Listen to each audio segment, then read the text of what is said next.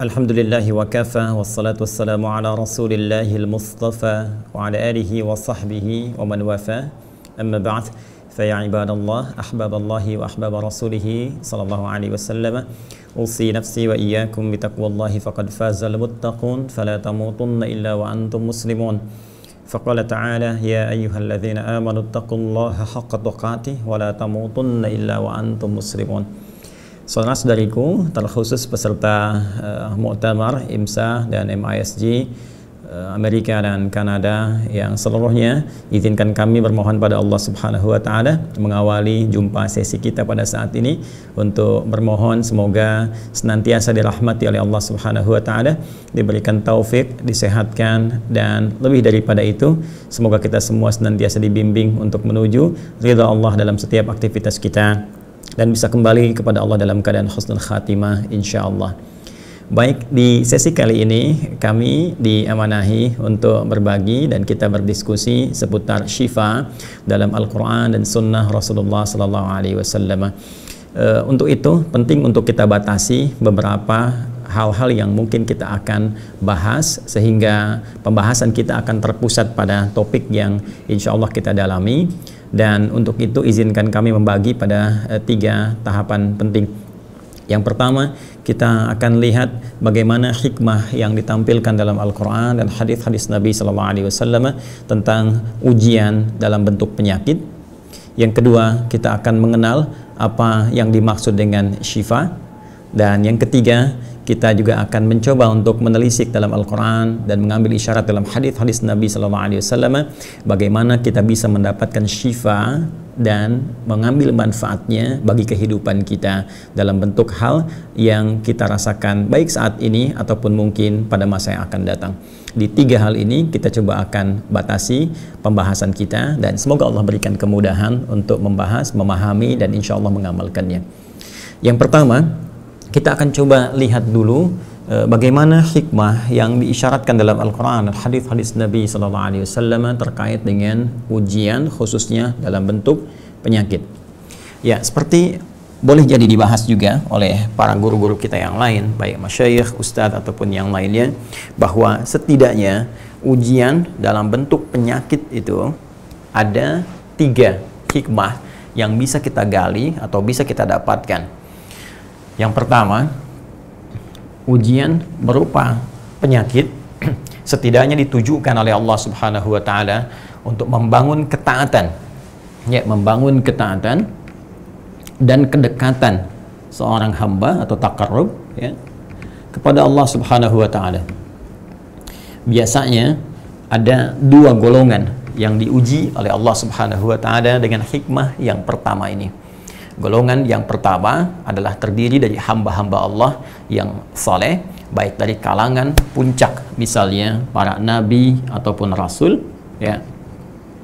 Juga dialami misalnya para ulama dan yang terkait ya, atau juga boleh jadi bisa dialami pada golongan yang kedua, di nabi, rasul, atau golongan orang biasa dari kalangan yang saleh. Nanti batasan saleh bisa kita rinci lagi dalam Al-Quran ya.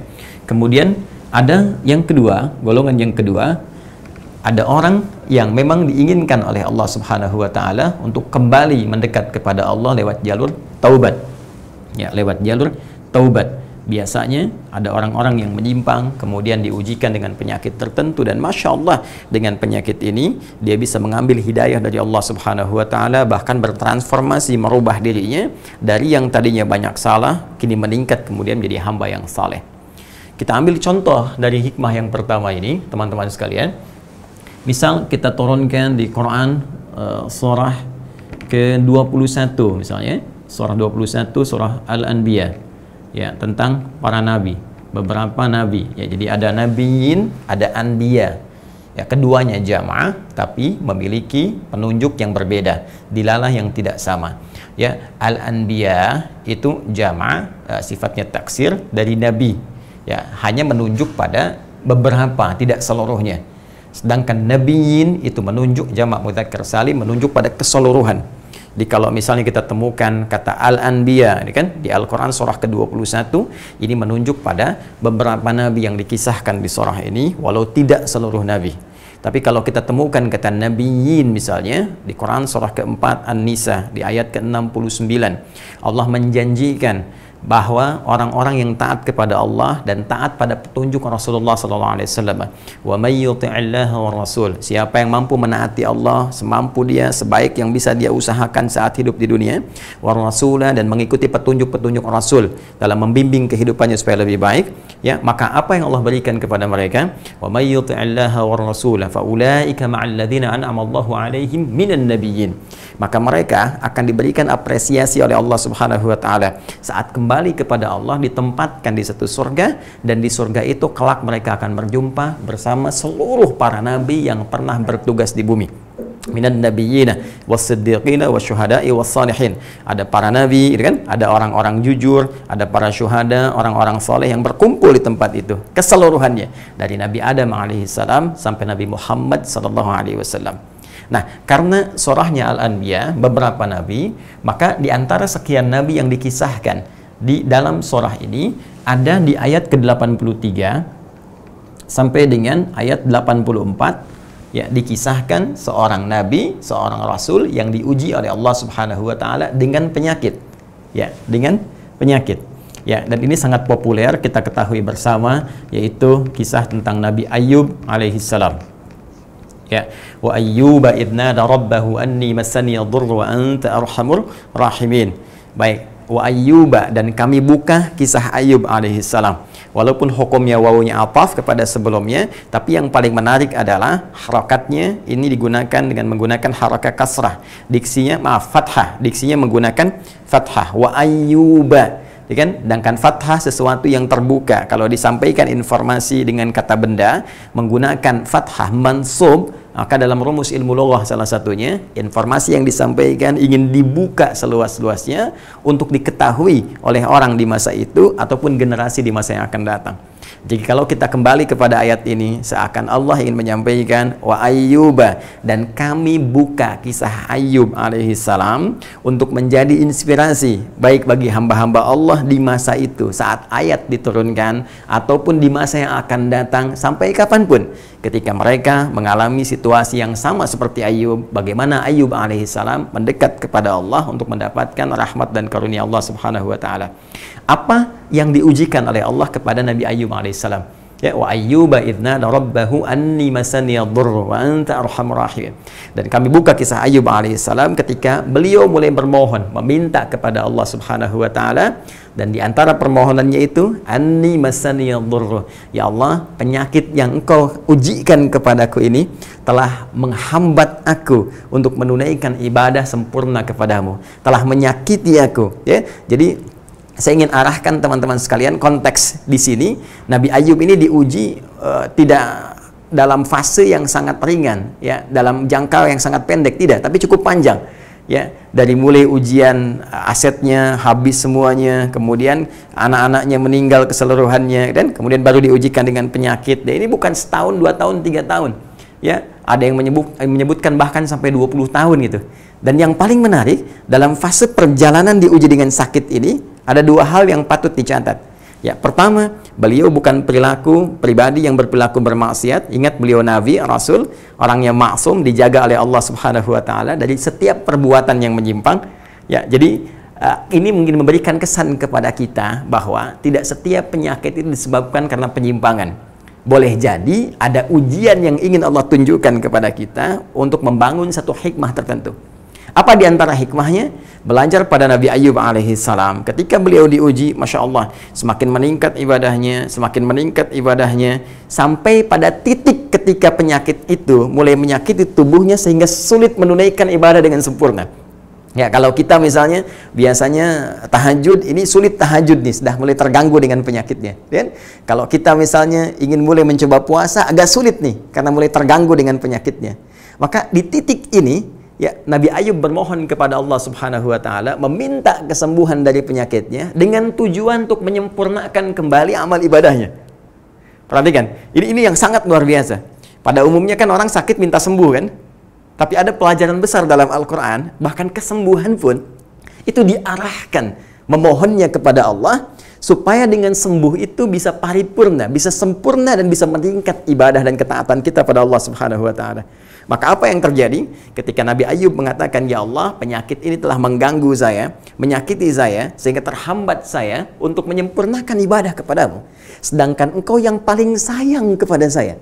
Kalau yang paling sayang saja tidak memberikan kesembuhan, maka kepada siapa lagi hamba mesti memohon? Maka apa yang terjadi? Fastajabna lahu fakashafna ma bihi min dhurrin wa atainahu ahlahu wa mithlahum ma'ahum rahmatan min indina wa dzikra lil 'abidin. Baik, kata Allah, maka kami langsung seketika jawab doanya. Kami langsung seketika jawab doanya. Kemudian kami singkap semua hal yang menyakitinya. Penyakitnya kami sembuhkan seketika. Kami kembalikan keturunannya dan hal-hal yang dirasakan pernah hilang darinya. Perhatikan teman-teman sekalian, ini sesuatu yang sangat luar biasa. Ketika segala ujian, termasuk penyakit, termasuk rasa sakit yang kita alami, memohon kepada Allah dan diarahkan permohonan itu untuk meningkatkan ibadah kita, maka semua yang kita rasakan, baik sakitnya, hal yang hilangnya, harta yang dirasakan hilang, keadaan yang sulit, perasaan-perasaan kegelisahan, orang-orang yang mungkin menjauhi dan sebagainya, itu ketika semua ujian itu diarahkan untuk membangun ketaatan kepada Allah dan bersabar menjalaninya, maka dikembalikan oleh Allah kepada kita semua, bahkan 2 kali lipat dari sebelumnya. Dan yang paling menarik, di ujung ayat ke-84-nya, ditutuplah ayatnya dengan kalimat yang sangat indah, wa dzikra lil 'abidin. Ini yang saya maksudkan, ya, wa dzikra lil 'abidin. Kalimatnya lil 'abidin.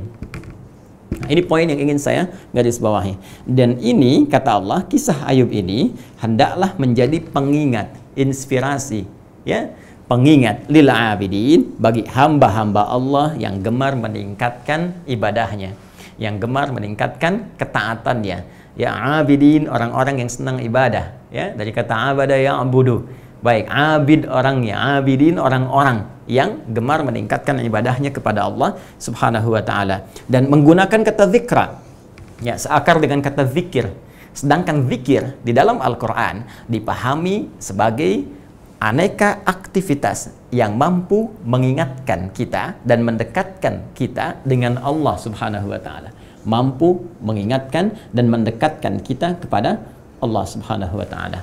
Nah, karena itu menariknya di dalam Al-Quran, semua perbuatan-perbuatan ibadah, bentuk-bentuk ketaatan, itu umumnya disebutkan oleh Al-Quran dengan nama zikir.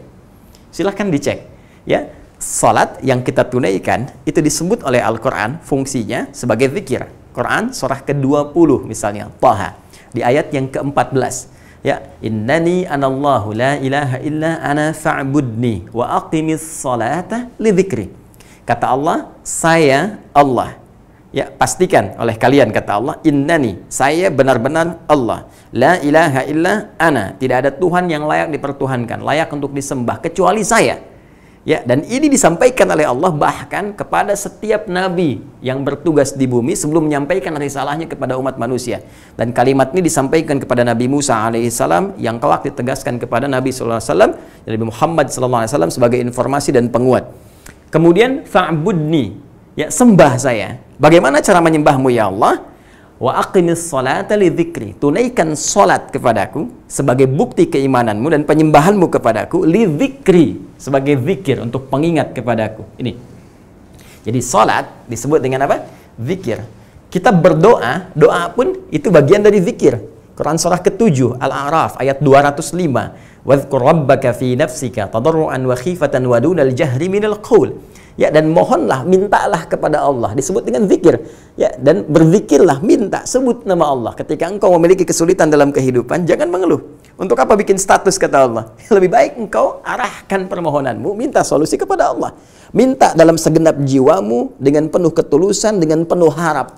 Ya, jadi doa ketika kemudian kita panjatkan disebut dengan zikir. Karena ketika kita berdoa, kita membangun kedekatan dengan Allah Subhanahu wa Ta'ala.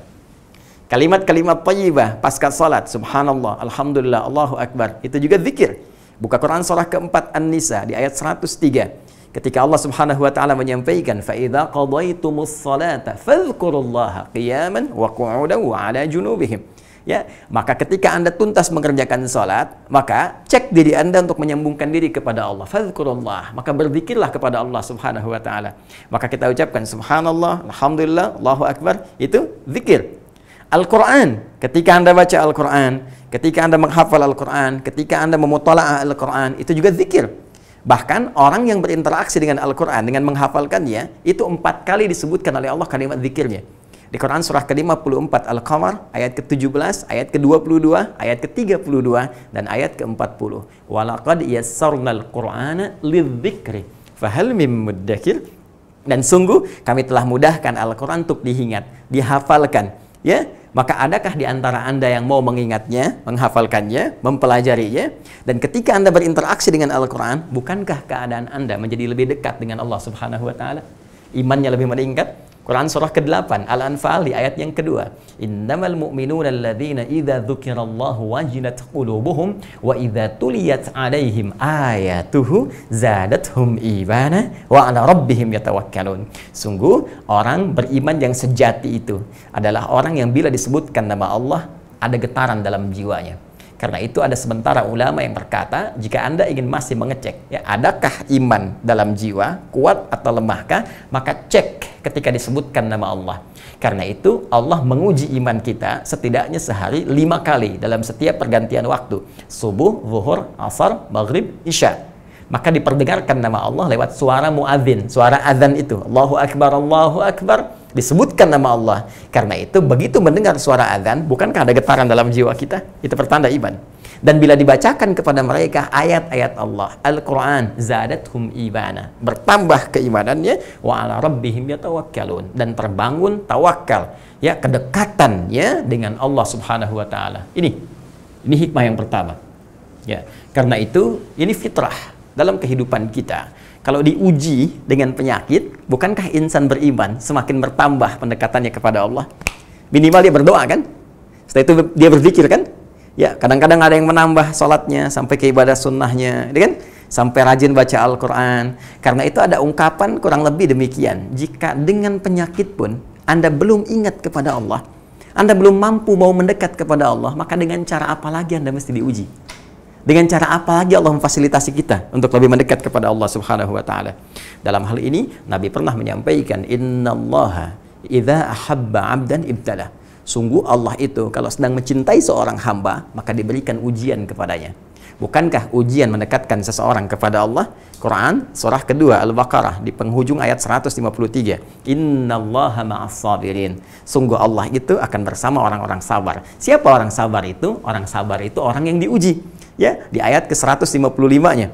Walanabluwannakum bisyai'in minal khaufi wal ju'i wa naqsin minal amwali wal anfusi wath thamarat wa basyiris sabirin. Nah, jadi bagian pertama, jika ada satu penyakit apapun bentuknya, ya, baik itu dalam konteks misalnya menimpa pribadi seseorang atau skalanya meluas menjadi wabah misalnya, baik epidemi di wilayah tertentu yang belum menyebar luas keluar ataupun pandemi, ya, seperti COVID-19 atau Corona yang sekarang tengah diujikan, ya, maka di antara hikmah yang mungkin kita bisa raih, di antaranya adalah membangun ketaatan dan kedekatan kita dengan Allah Subhanahu wa taala. Jadi, kalau boleh saya katakan, kita bisa melihat di golongan mana kita berada. Jika kita menilai diri kita, ya, pada golongan orang-orang yang diinginkan mendapatkan ini, kalau ini tidak mungkin, Nabi, Rasul tidak mungkin, ulama ada terbatas, tapi saleh mungkin. Setiap kita berhak menjadi orang soleh. Berhak. Anda ayah bisa menjadi ayah yang soleh, ibu yang soleh, anak yang soleh, kakek yang soleh, nenek yang soleh, pengusaha yang soleh, birokrat yang soleh, diplomat yang soleh. Bisa kita raih. Ya, dan soleh nanti menghimpun 4 kemuliaan. Ya, jadi soleh itu bukan sekedar baik. Baik dalam pandangan Allah Subhanahu wa taala yang menghimpun 4 kemuliaan. 1, baik dalam menjaga fisik disebut dengan thayyib. Quran surah kedua ayat 168. Yang kedua, baik menjaga sifat, ya, sifat jujur, sifat sabar, gitu kan? Kemudian tawadhu, rendah hati, itu khair namanya. Quran surah ketiga ayat 110. Kemudian baik dalam membentuk sikap, yang kebaikan tadi, sifat tadi, sabar itu sifat. Tapi kalau kita terjemahkan dalam bentuk sikap, dicela kita bersabar, membalas dengan yang baik, diajak korupsi kita menolak, kemudian menjauhi sogokan, menjauhi perbuatan haram, itu ma'ruf namanya. Kadang khair disatukan dengan ma'ruf seperti di Quran surah ketiga ayat 104. Nah, banyak orang bisa mengerjakan ma'ruf. Bahkan orang yang belum beriman. Ada kan yang non-muslim yang jujur, ya kan? Non-muslim yang rendah hati banyak. Tapi apakah sikap baiknya ini dikerjakan karena Allah? Belum tentu. Kalau setiap kebaikan dikerjakan karena Allah, maka berubah namanya menjadi ihsan namanya. Ihsan. Seperti kita berbuat baik kepada kedua orang tua, kita harapkan diniatkan ibadah karena Allah. Quran surah ke-17 ayat 23. Wa qadha rabbuka alla ta'budu illa iyyahu wa bil walidaini ihsana. Jadi kalau kita gabungkan thayyib, khair, ma'ruf, ihsan. 4 kebaikan ini. Menjaga keadaan diri dengan baik, bersifat yang baik, bersikap yang mulia, dikerjakan karena Allah. Bekerja karena Allah. Karena itu, Anda menjauhi perbuatan-perbuatan buruk dalam pekerjaan. Jauhi korupsi, jauhi tipu menipu, jauhi sogok menyogok, jauhi hal yang tidak baik.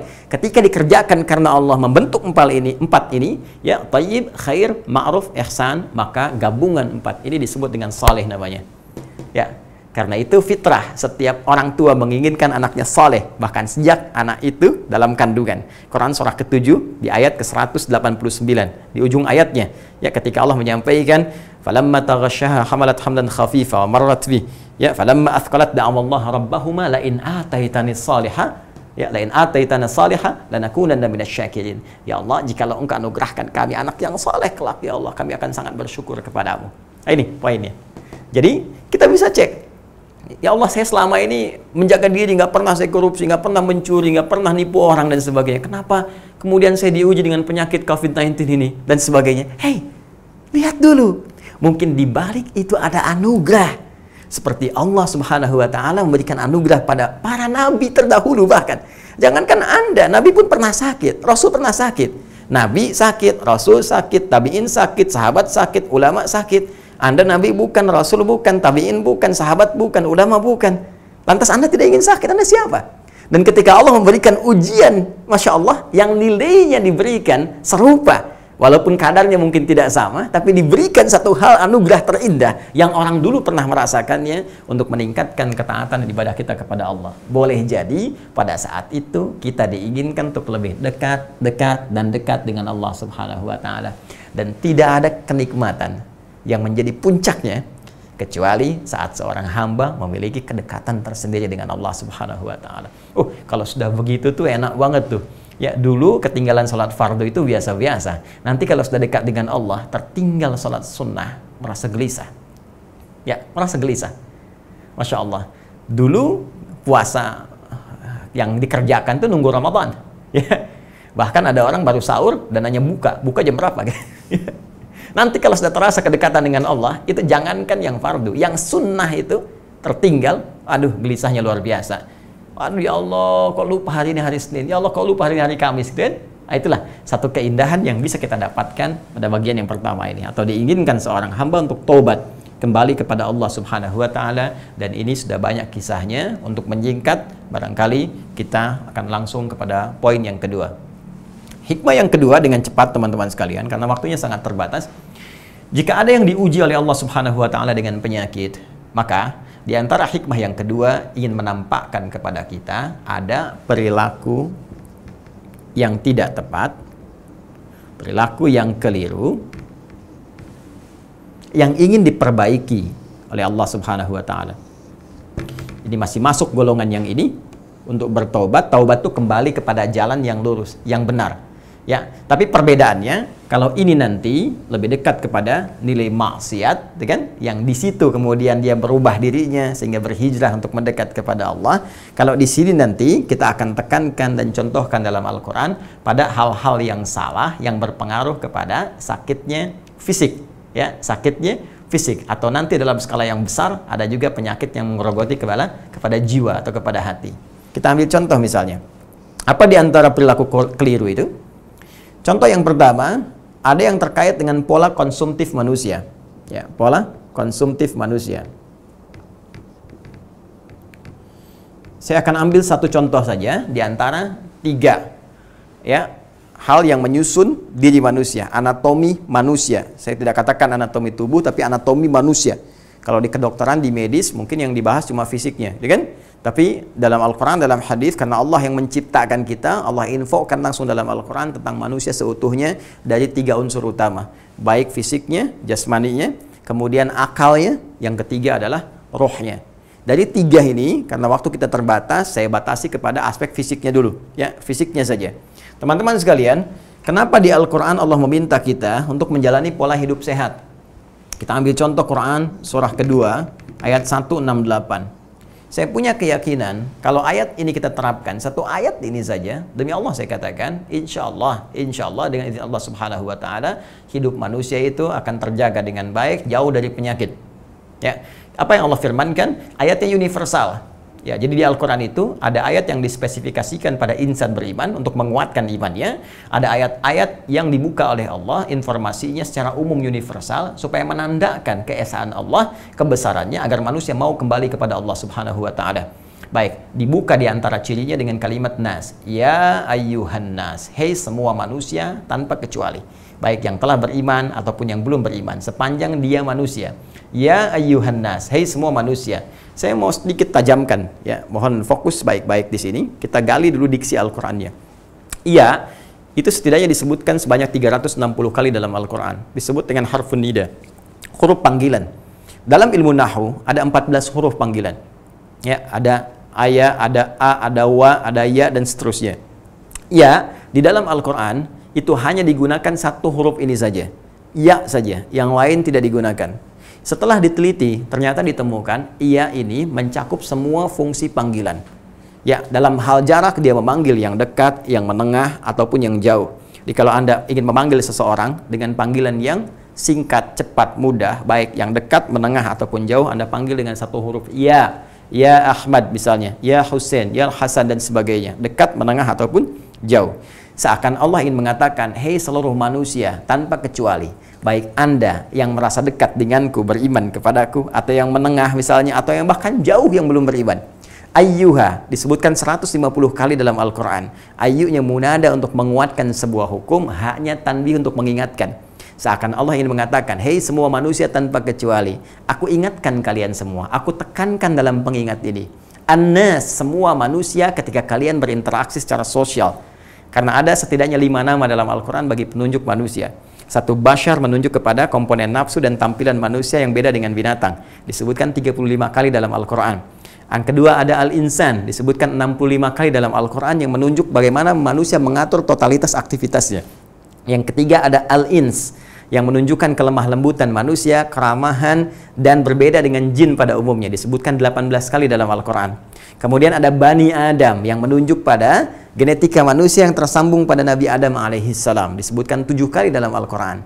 Namun di sini Allah tidak menyebutkan ya ayyuhal insan, ya ayyuhal bashar, ya ayyuha misalnya al-ins, ya ayyuha Bani Adam. Tidak. Yang Allah katakan, yang Allah firmankan ya ayyuhan nas, menunjuk pada seluruh manusia tanpa kecuali terkait dengan sifat sosialnya dalam berinteraksi.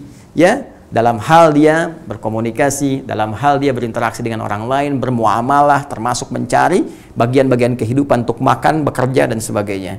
Maka Allah firmankan, hei seluruh manusia tanpa kecuali, yang berinteraksi, ya, yang bekerja, yang beraktivitas, kulu mimma fil ardi halalan thayyibah. Silahkan kau beraktivitas, silahkan kau bekerja, minimal kau niatkan untuk memenuhi kebutuhan hidupmu, yang paling pokok untuk makan. Ya, namun yang paling menarik kata Allah, halalan. Dapatkan cara makanmu itu, dapatkan materi untuk mencari makanan itu dengan cara yang legal.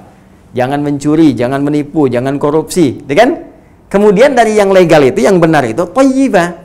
Cari makanan-makanan yang baik untuk fisikmu, yang menyehatkan. Ya. Jadi yang disorot oleh Al-Quran, yang diberikan penekanan itu oleh Al-Quran, Masya Allah, ketika Anda mendapatkan materi untuk membeli makanan, uangkah itu atau yang lainkah itu dengan cara yang legal, yang halal, kata Allah yang paling menarik teman-teman sekalian, dari yang halal ini, belikan yang dibutuhkan oleh fisikmu. Ya, yang sekiranya bisa menyehatkan. Jadi prinsip orang Islam itu, kalau dia mau makan, kalau dia mau minum, silahkan dengan nafsunya, mungkin banyak warna yang ditawarkan. Minuman itu bisa jus, bisa air bening, gitu kan? Bisa susu, bisa teh, bisa macam-macam. Tapi apa yang dibutuhkan oleh tubuhmu? Apa yang menyehatkan untuk tubuhmu? Ini luar biasa. Jadi kalau cukup satu ayat ini saja kita praktekkan dalam kehidupan, barangkali cukup dijaga oleh Allah Subhanahu wa taala keadaan diri kita. Ya kecuali kalaupun ada datang penyakit ditujukan dengan hikmah yang pertama tadi, seperti Nabi Ayub pernah mengalaminya, Nabi Zakaria pernah menjalaninya ya bersama istrinya. Namun yang paling menarik teman-teman sekalian, pada konteks yang kedua ini ada hal-hal tertentu yang terkadang, maaf, manusia dengan sifat konsumtifnya yang diikuti dengan bisikan-bisikan nafsunya bergeser dari pola ini. Alih-alih mencari apa yang dibutuhkan, dia senang mengoleksi, mengonsumsi apa yang diinginkan dan tanpa kontrol di situ. Duren itu mungkin bagus, enak, nyaman, 1, 2, tapi makan duren sebaskom itu persoalan. Sambal itu enak, ya dicoel mungkin untuk 1, 2 bagian. Tapi kalau Anda makan sambal sampai semangkok jadi persoalan, ya kan? Nah kadang-kadang ini pula yang menimbulkan persoalan sehingga menjadikan datangnya penyakit. Ini perilaku yang keliru, perilaku yang tidak sehat. Bahkan dalam beberapa bagian tertentu, khusus bagi orang beriman, Allah sangat tekankan ada makanan-makanan tertentu, ada hal-hal tertentu itu bahkan yang bisa merusak, bukan hanya ke fisik, ada yang ke akal, ya. Ada yang ke akalnya bisa rusak, mungkin fisiknya terlihat biasa, kuat, tapi ketika akalnya rusak, maka fungsi tubuhnya pun tidak akan berguna dengan baik. Karena itu, inilah hikmahnya dalam Al-Quran. Detil dalam hadis-hadis Nabi SAW, ada jenis-jenis makanan tertentu yang langsung diharamkan oleh Al-Quran. Bahkan dibuka di Al-Baqarah pertama dengan kalimat iman, di ayat 172 sampai 173-nya. Kan?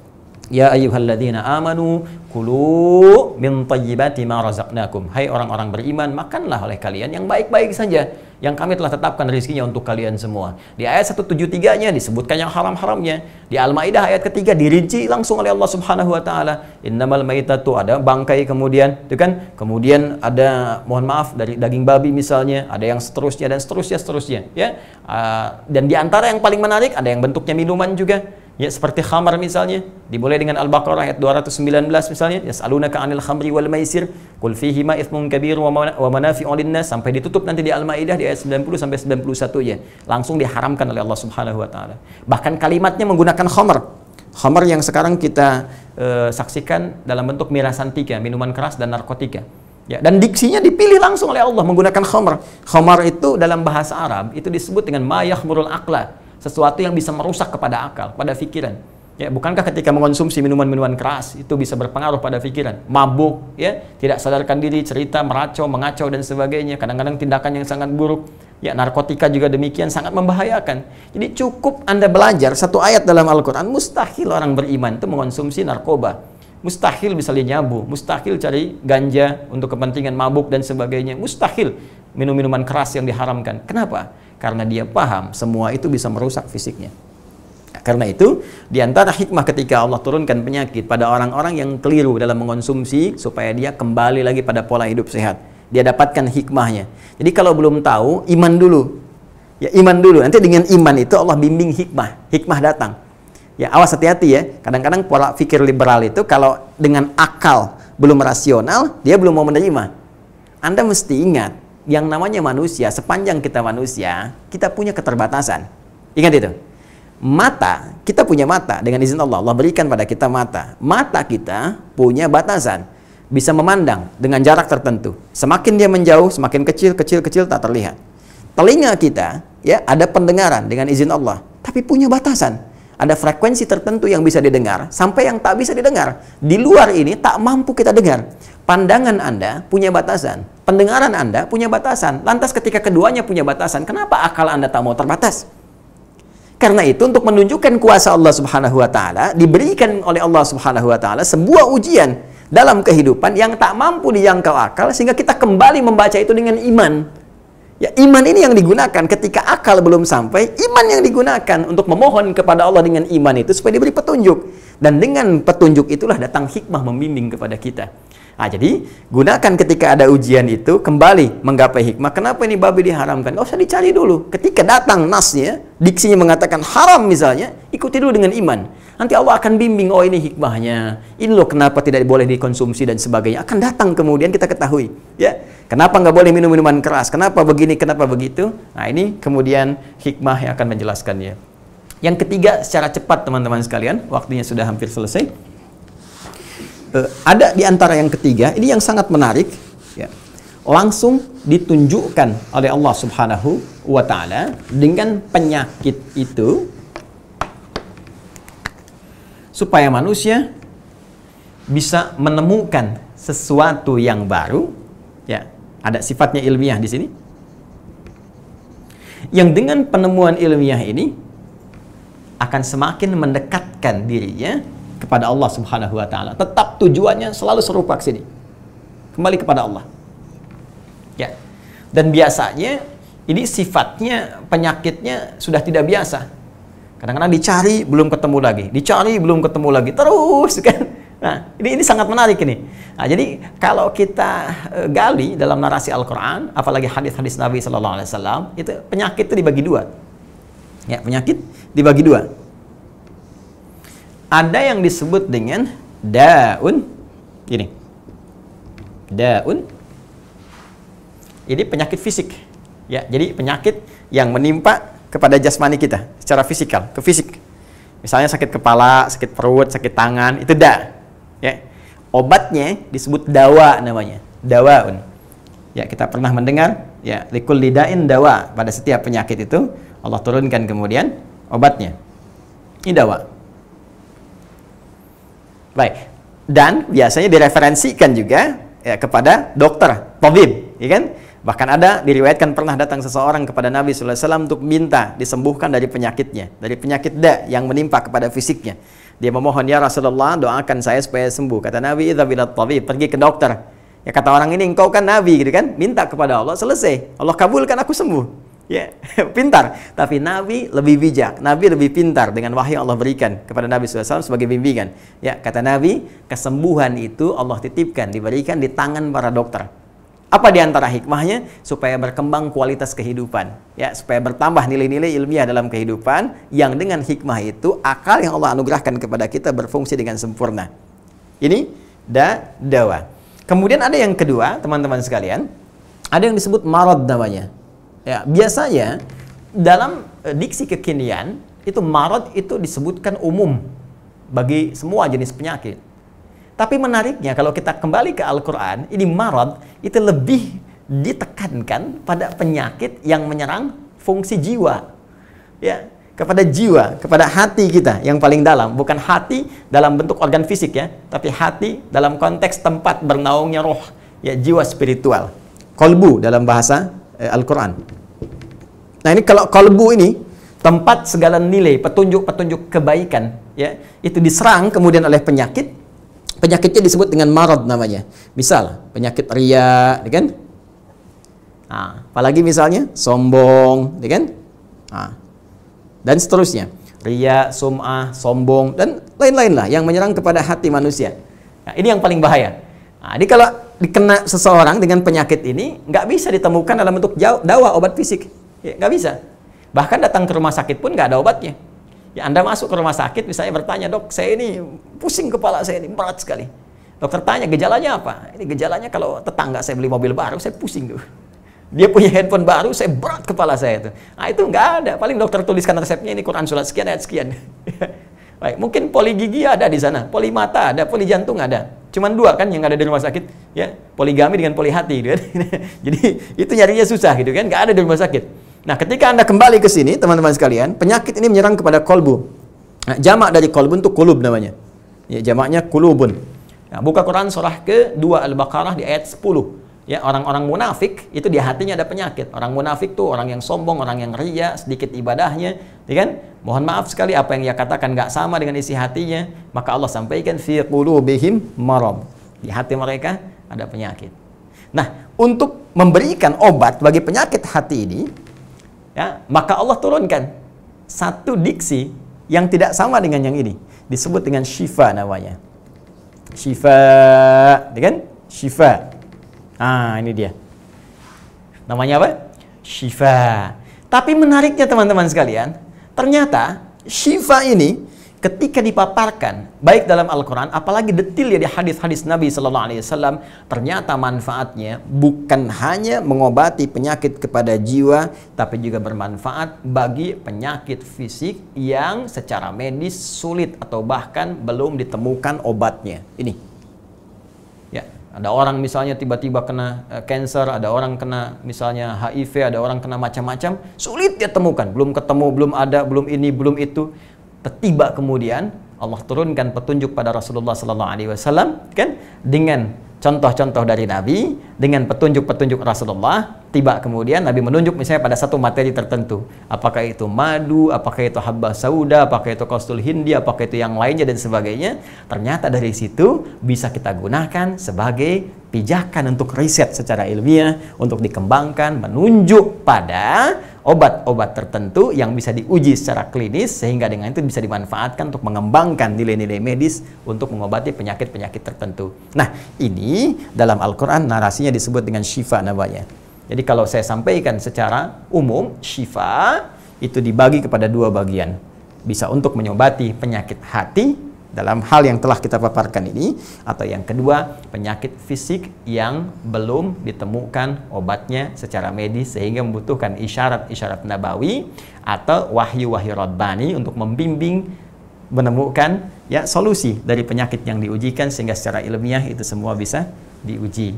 Nah, pertanyaan kita, temanya kan, bagaimana kita bisa mendapati syifa dalam Al-Quran, seperti apa menggalinya dalam hadis, dan bagaimana mempraktekannya. Itu yang coba kita akan turunkan. Jadi ini baru mukaddimah. Sekarang saya punya waktu 15 menit untuk menguraikan ini di sisa waktu kita. Mari kita turunkan. Bismillah. Ya, mudah-mudahan kita bersabar ya. Saya tidak menginginkan kita membahas sesuatu, tapi kita nggak paham akarnya. Jadi saya terbiasa ingin kita paham. Ya, menghafal itu bagus, tapi memahami itu lebih utama. Apalagi bisa hafal dan paham, itu lebih baik. Ya. Jadi kalau akarnya sudah mengerti, nanti kita akan turunkan dan insya Allah akan jadi solusi pada ujian-ujian yang kita hadapi, dan mungkin ada kaitan erat dengan COVID-19 atau COVID-19 yang tengah kita hadapi saat ini. Baik, yuk kita turunkan dulu di Al-Quran bagaimana Allah Subhanahu wa taala memberikan firman dengan skema syifa, kemudian lihat detailnya dalam hadis-hadis Nabi sallallahu alaihi wasallam supaya tidak keliru memahami apa yang Allah sampaikan dalam firman-Nya. Baik. Pertama kita turunkan di satu Quran surah ke-10 Yunus di ayat ke-57. Kemudian setelah itu kita turunkan Quran surah ke-17 di ayat ke-82.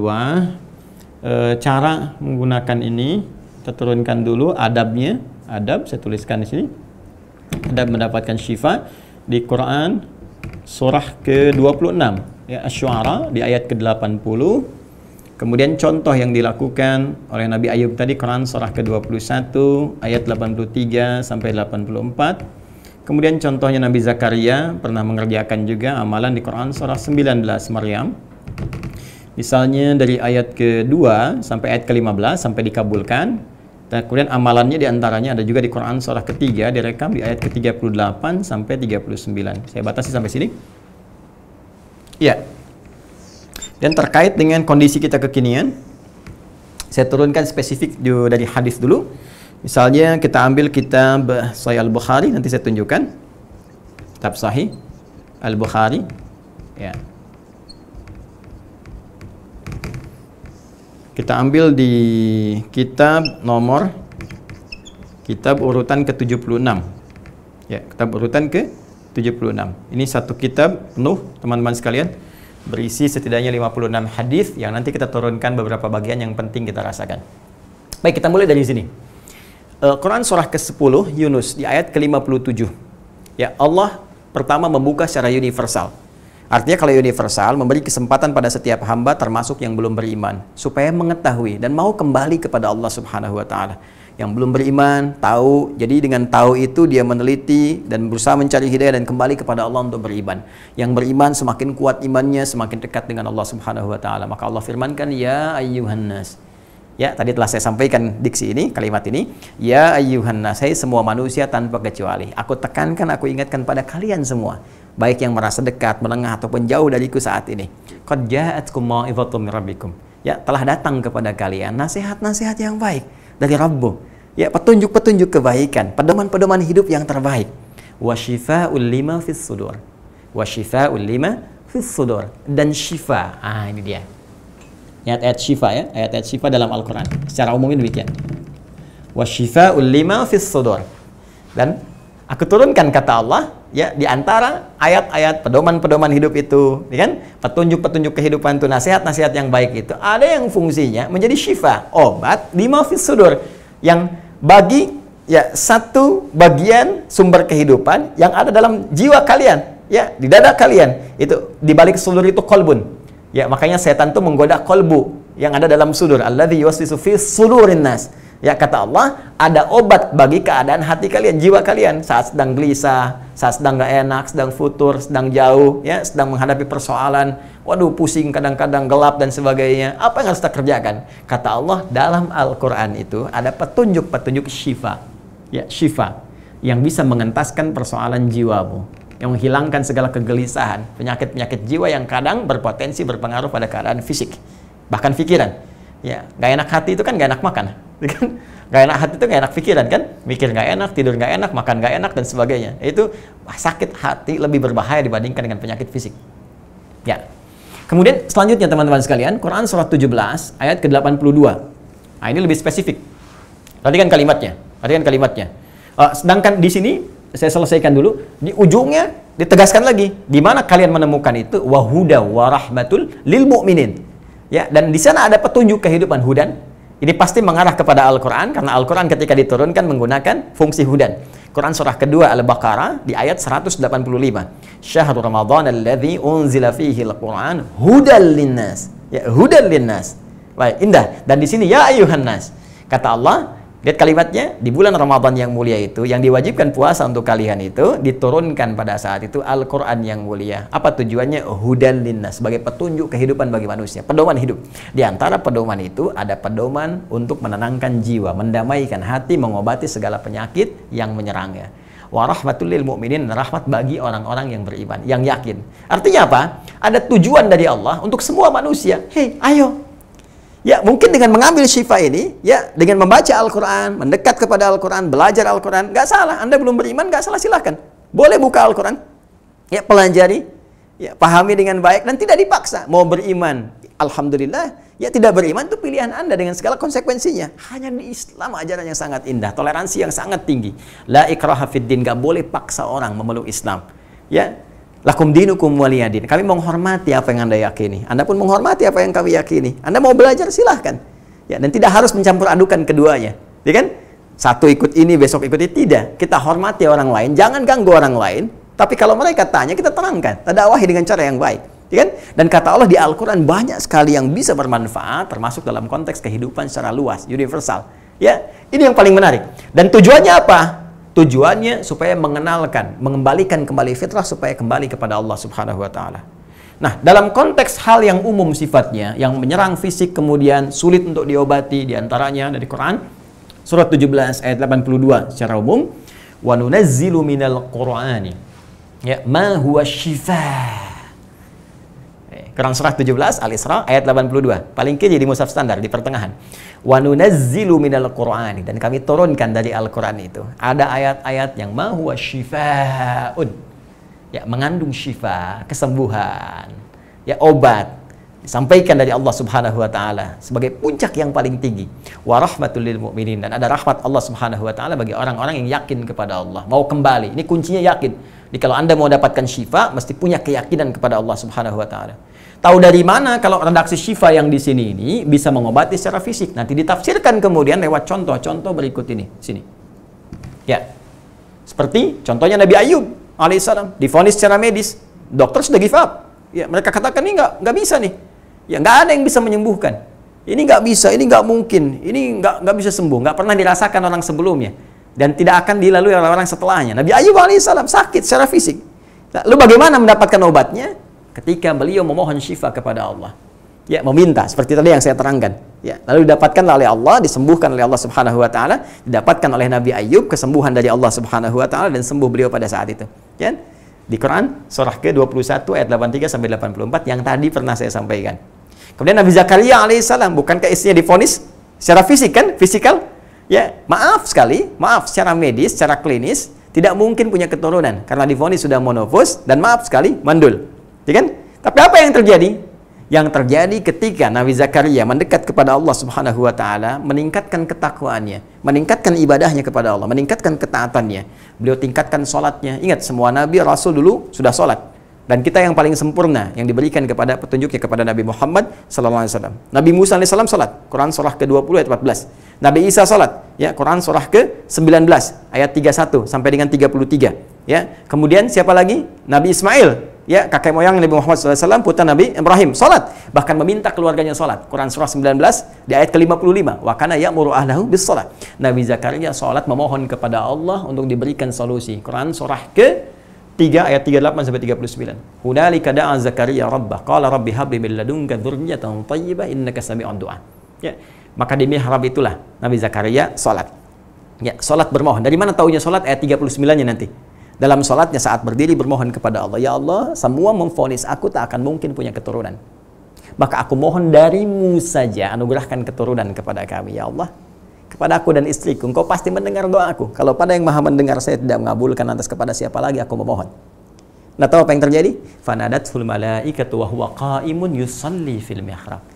Maka turunlah seketika malaikat, ya, memberi pesan dari Allah Subhanahu wa taala bahwa doanya dijawab dan beliau masih berdiri dalam salatnya, belum selesai salatnya. Belum selesai salatnya. Bahkan diabadikan di Quran surah 19 dari ayat 2 sampai 15 itu, ya, petunjuk-petunjuk bagaimana beliau tak pernah putus asa meningkatkan ketakwaannya untuk mendapatkan syifa. Ya. Kaf ha ya ain sad. Dzikra rahmati rabbika 'abdahu Zakaria idnada rabbahu nidaan khafiyya. Ya. Beliau bermohon kepada Allah dengan lembut, terus, bahkan di antara kalimatnya, Rabbi inni wahanal azmu minni washta'ala ra'su syaiba wa lam akum bidu'aika rabbi syaqiyya. Ya Allah, rambutku telah memutih, fisikku telah letih. Namun dari sejak dulu aku berumah tangga sampai sekarang fisik telah letih, rambut memutih, tak pernah aku putus asa untuk bermohon kepadamu. Bayangkan, untuk mendapatkan syifa, meningkatkan ketakwaannya, kesolehannya, luar biasanya. Kemudian Allah kabulkan dan diberikan kabar gembira akan punya keturunan. Ya, lalu bagaimana adabnya untuk mendapatkan syifa itu? Kalau yang terkait dengan aspek ritual, ya, maka yang pertama secara psikologis Allah meminta dan menuntut keyakinan dulu, keimanan. Karena ini didapatkan dengan iman, syifa didapatkan dengan iman, keyakinan kepada Allah. Ketika kita mulai yakin, mulai mendekat kepada Allah, maka di situ jalan pembukanya. Karena itu di Quran surah ke-26 Asy-Syu'ara di ayat ke-80 diajarkan oleh Allah melalui lisan Nabi Ibrahim yang kemudian disampaikan kepada Nabi Muhammad SAW, ya, dengan firman-Nya dalam Al-Quran. Allah berfirman Quran surah ke-26 ayat 80, wa idza maridtu fahuwa yashfin. Syifa. Ya, syafa yashfi, fahuwa yashfin. Baik, kata Allah, yang pertama, kamu mesti yakin dengan Allah. Kalau sakit seberat apapun, harus punya keyakinan pada jiwamu, Allah pasti sembuhkan. Ini secara psikologi sangat luar biasa, karena menenangkan pada jiwa. Jadi kalau sakit seberat apapun, harus punya keyakinan pada Allah.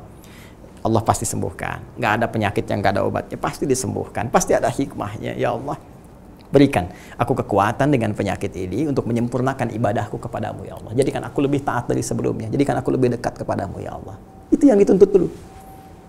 Jadi kalau Anda ingin mendapatkan syifa, yang dibangun pertama adalah keimanan, pancarkan dulu. Karena syarat mendapatkan syifa itu akan menguat dan berporos pada aspek keimanan, iman. Ya, jadi kalau andanya ragu, andanya nggak mau kembali kepada Allah, ya susah.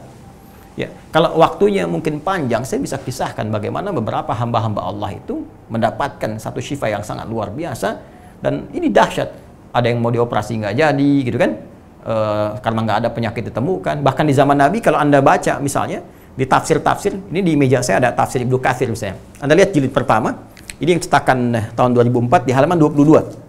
Ya, di paling kanan di pertengahan, di paragraf yang kedua, Anda temukan kisah, ya, bagaimana seorang kepala suku di Arab pada saat itu disengat oleh kalajengking, racunnya sudah menyebar, secara medis sulit untuk diobati karena sudah menyebar keseluruhan, sampai dia mengutus kemudian seorang pembantunya untuk menemui kalangan sahabat. Tiba kemudian datang seorang sahabat, dia berdiri, diikuti pembantunya dengan izin Allah.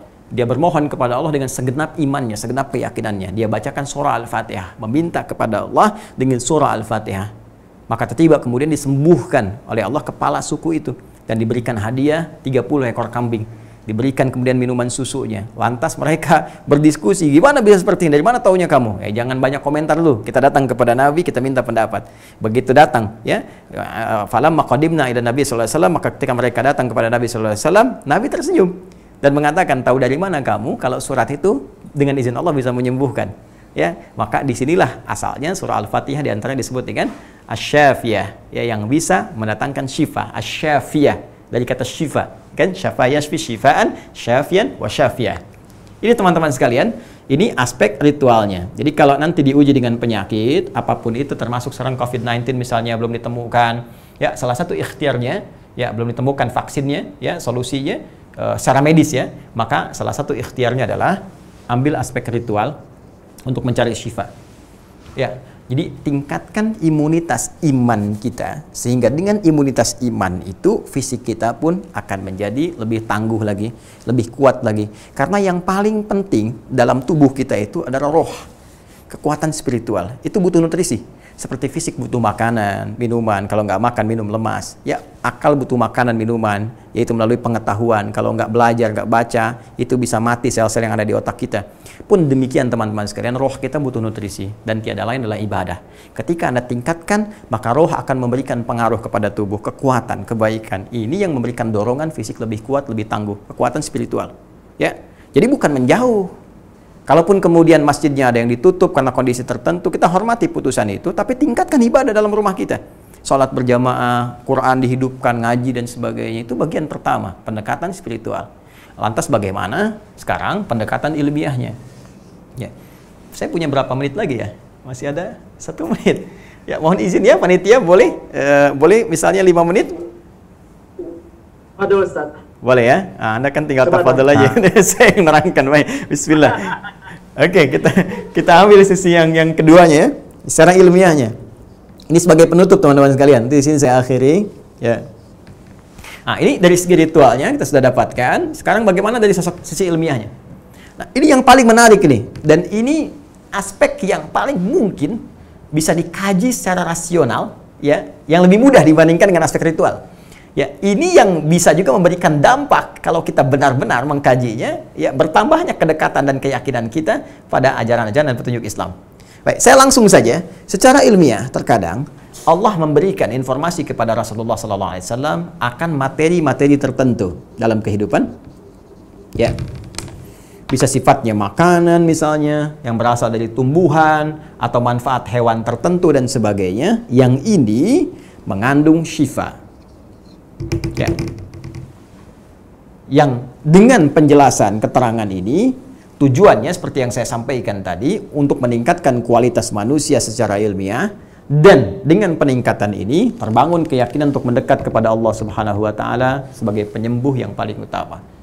Maka saya beri contoh misalnya langsung dari keterangan-keterangan ini, penjelasan Nabi SAW, yang menariknya penjelasan Rasulullah ini bahkan dikodifikasikan, dikumpulkan oleh Al-Imam Al-Bukhari dalam kitabnya yang kita kenal dengan Sahih Al-Bukhari, ya, atau nama lengkapnya Al-Jami' As-Sahih Al-Musnad Al-Mukhtasar min Umuri Rasulullah sallallahu alaihi wasallam wa sunanihi wa ayyamihi. Ya, ini mohon izin, saya tidak bermaksud untuk menyampaikan saya tahu misalnya judul lengkap, bukan. Saya ingin tunjukkan sebuah pesan bahwa para ulama itu ketika menulis kitab ini ingin memberikan kesan, petunjuk umum dari namanya. Jadi Anda harus bisa bedakan banyak kitab hadis. Kenapa yang ini disebut sunan? Kenapa ini mu'jam? Kenapa ini jami'? Gitu kan? Nah, itu ada maknanya. Kenapa musnad? Nah, jami', kalau ada kitab jami', itu artinya kitab yang pembahasannya luas, komprehensif. Ya, jadi nggak spesifik di satu hal tertentu. Kalau spesifik nanti namanya lain. Misal spesifik susunan hadisnya spesifik misalnya mengarah kepada fikih. Itu disebut sunan namanya. Makanya kitab-kitab sunan itu dibuka dengan bab-bab fikih. Bab tentang taharah misalnya, bab tentang air, bab tentang sholat, ya, sebelumnya wudhu dan sebagainya. Tapi kalau jami' itu luas pembahasannya. Nanti dari yang luas itu dibikin topik-topik tertentu sesuai kebutuhan hidup kita.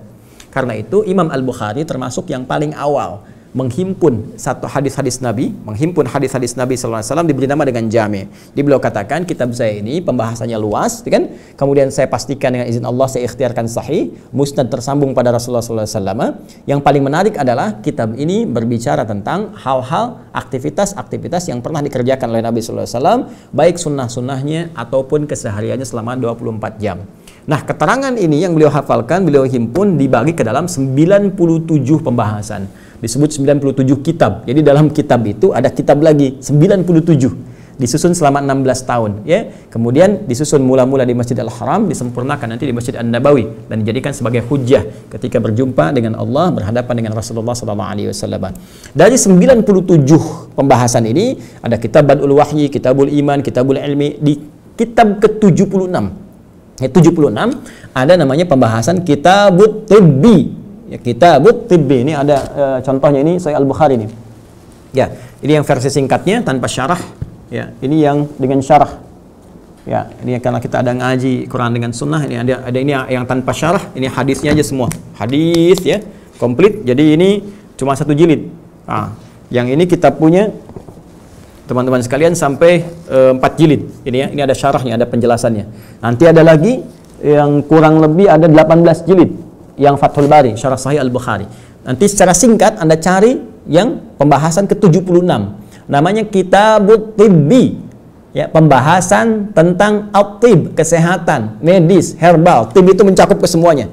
Ya, orangnya disebut tabib. Tabib itu bukan tukang obat. Tabib itu kata tabib. Tabib itu dokter.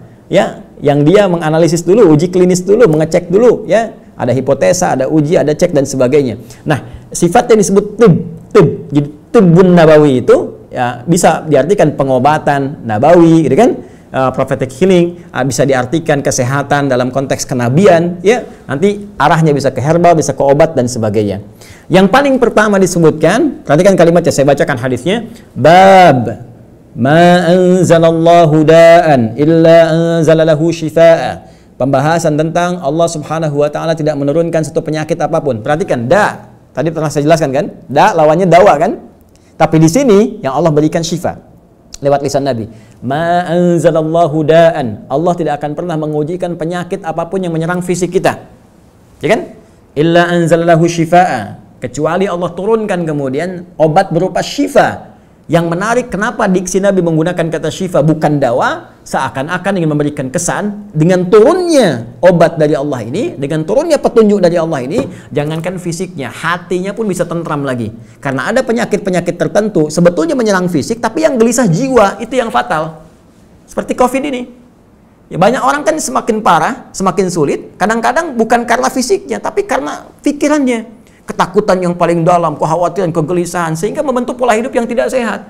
Nggak pernah keluar, di dalam aja nggak pernah olahraga. Itu yang memperparah. Alih-alih kena COVID yang harusnya kemudian sembuh, imunnya naik lagi dalam beberapa hari, tiba kemudian karena keadaan jiwanya tertutup seperti itu yang bermasalah. Karena itu kata Nabi, dalam konteks yang lebih luas, ada obat diturunkan, bukan sekedar menyembuhkan fisiknya, tapi juga bisa menenangkan keadaan jiwanya.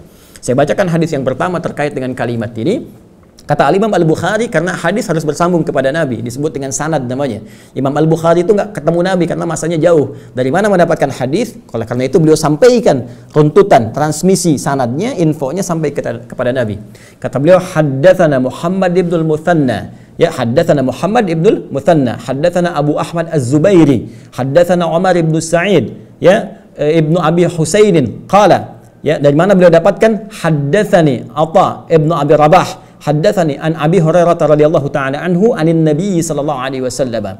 Di Al-Imam Al-Bukhari menerima dari Muhammad ibn Muthanna, Muhammad ibn Muthanna menerima dari Abu Ahmad Az-Zubairi, Abu Ahmad Az-Zubairi menerima dari Umar bin Sa'id ibnu Abi Al-Husainin, beliau menerima dari Atha bin Abi Rabah, beliau menerima dari sahabat Abu Hurairah radhiyallahu taala anhu dari Nabi sallallahu alaihi wasallam, qala, beliau bersabda, ma anzalallahu da'an illa anzalalahu shifaa. Tidaklah Allah menurunkan satu penyakit kecuali menurunkan syifa berupa obatnya. Di bab ini akan diterangkan macam-macam bentuk fisiknya. Ada yang disebutkan misalnya madu, ada yang disebutkan di situ terkait dengan habbah sauda, ada yang disebutkan juga terkait dengan kastul hindi, ada cara pengobatan dengan hijamah bekam, ada dengan kay menggunakan besi yang dipanaskan dengan beberapa tertentu, dan ada juga beberapa aspek-aspek yang lainnya. Mohon maaf kalau melebihi durasi waktu yang telah ditetapkan, tapi kesimpulannya untuk mendapatkan syifa, bangun kedekatan spiritual dengan Allah Subhanahu wa taala, tingkatkan ibadah. Kemudian jangan berhenti untuk mengembangkan anugerah Allah yang diberikan lewat anugerah akal pikiran. Ya, harus selalu kita umat Islam tuh banyak ayat riset di Al-Quran. Riset.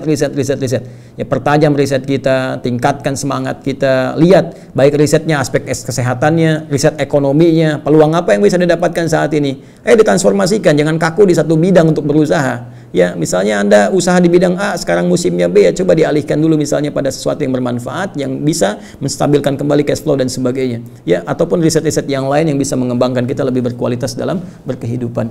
Saya kira itu yang saya sampaikan teman-teman, dan jika di kumpulan IMSA ataupun teman-teman di MISG nanti ada yang ingin bersinergi, khususnya saya berharap ada peneliti-peneliti ya baik di Amerika, di Kanada dan sebagainya, kita bisa duduk sama-sama dan kita bisa berkontribusi pada dunia. Nah, ini kami sedang kembangkan kepada aspek yang lebih luas. Saya belum buka dulu sekarang, tapi ada sesuatu yang sangat luar biasa yang saya yakin kalau itu dikembangkan akan jadi satu hal yang mungkin bisa mengejutkan pada level dunia. Ya, karena kemarin kita uji pada satu penyakit, divonis secara medis itu meninggal. Resiko kematian, maaf ya, resiko kematian bulan 10 kita ujikan, saya kasih kemudian 1 bulan, ada 28 kapsul, alhamdulillah setelah itu ternyata bisa sembuh sampai dengan sekarang dan hilang, nyaris hilang penyakitnya dan gejala-gejalanya pun bisa hilang. Saya kira itu teman-teman sekalian, terima kasih. Baik teman-teman sekalian, pertama semoga apa yang disampaikan bisa dipahami dengan baik. Apa yang kita bahas pada saat ini bisa mengantarkan kita untuk mendekat kepada Allah Subhanahu wa taala, dan itulah inti dari kajian kita, wa dzakir fa inna dzikra tanfa'ul mu'minin. Ingatkan, dekatkan diri kepada Allah, bahwa sesungguhnya orang-orang beriman itu ketika diingatkan maka semakin dekat keadaannya dengan Allah Subhanahu wa taala. Dan mari kita mencoba untuk membangun kedekatan ini dengan berdoa kepada Allah Subhanahu wa taala. Mudah-mudahan ini awal pendekatan kita untuk meningkatkan ritual ibadah kita dan menguatkan jiwa spiritual kita sehingga bisa mendapatkan bimbingan lebih kuat dari Allah Subhanahu wa taala. Alhamdulillahi Rabbil Alamin, hamdan syakirin, hamdan na'imin, hamdan yuwafi ni'amahu wa yukafi'u mazidah. Ya Rabbana lakal hamdu wa lakal syukru kama yanbaghi li jalali wajhikal karim wa li 'azimi sultanik. Allahumma salli wa sallim wa barik ala rasulika al-karim nabiyyikal amin sayyidina Muhammadin wa ala alihi wa sahbihi ajma'in. Allahumma ya Allah, la tada' lana fi maqamina hadha wa fi kulli maqamin dhanban illa ghafartah. Duhai Allah, kami bermohon kepadamu, jangan biarkan ada satu orang pun di antara kami pada saat ini, dimanapun ia berada, yang terhubung khusus lewat saluran ini, jika ia hamba yang penuh dengan dosa ataupun ia pernah berdosa, maka mohon ya Allah, ampuni segala dosa-dosanya, hapuskan segala kesalahannya. Wala hamman illa farajtah, jika ada di antara kami yang saat ini merasakan kegelisahan, maka tenangkan keadaan hatinya. Wala dainan illa qadaitah, jika ada di antara kami dililit oleh utang piutang, maka mohon ringankan ya Allah dan melimpahkan rezeki kepadanya untuk melunasi utang piutangnya.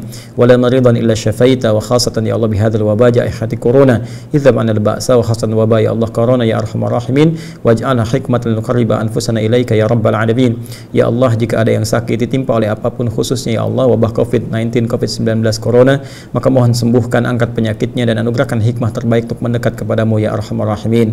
Allahumma ja'alna min ahli al-Qur'an waj'alil Qur'ana sahiban lana fid dunya wa syafi'an lana fil akhirati ya rabbal alamin.